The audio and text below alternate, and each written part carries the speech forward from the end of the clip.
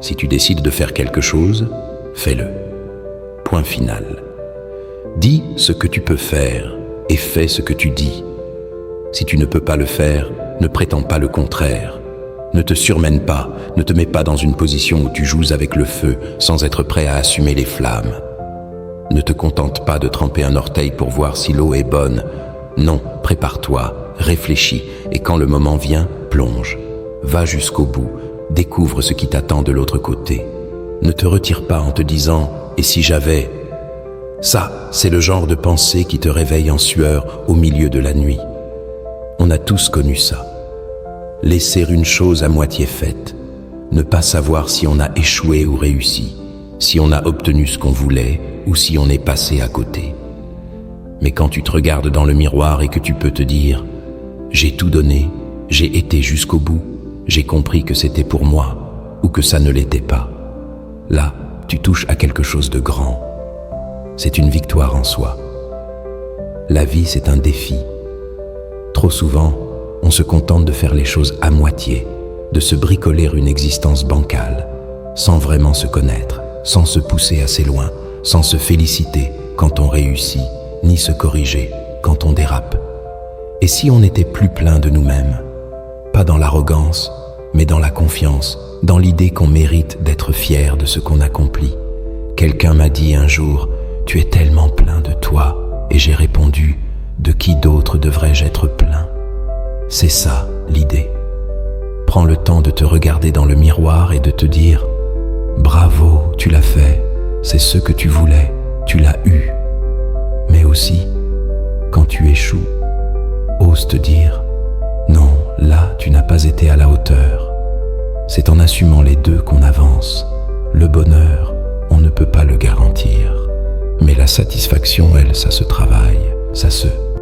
Il y a une science là-dedans, des habitudes qui réduisent la douleur, qui apportent peut-être un peu plus de joie ou au moins un peu moins de chaos.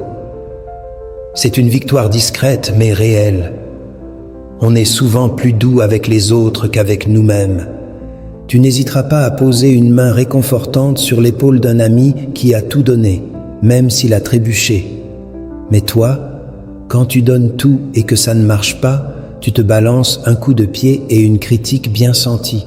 Pourquoi ? Parce qu'on se sent responsable de nos faux pas.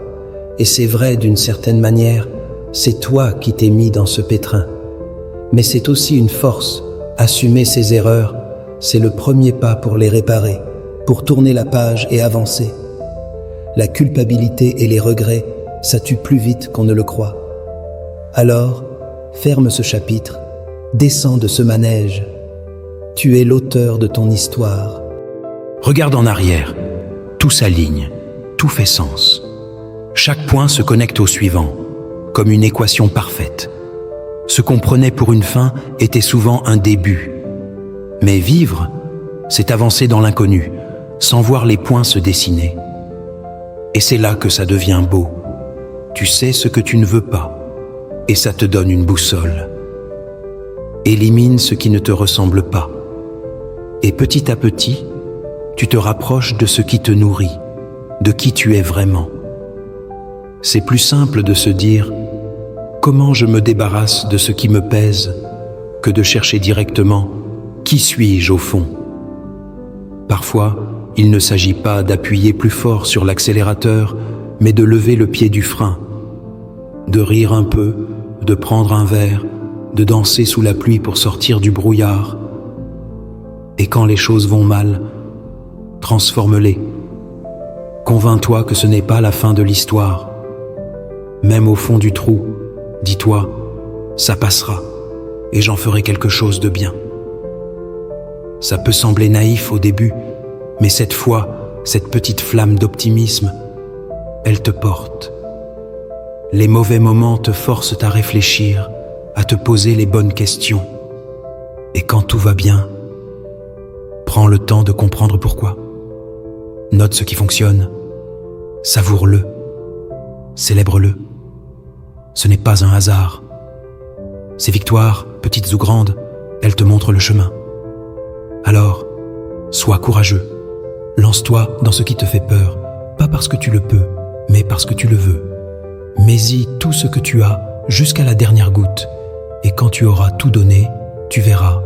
Même si tu ne gagnes pas, tu ne perdras pas vraiment. Parce que tu auras vécu pleinement, sans demi-mesure. Écris ton livre, page après page, et garde le cap vers cet horizon qui s'éloigne toujours un peu plus. C'est ça, vivre, avancer, tomber, se relever et continuer.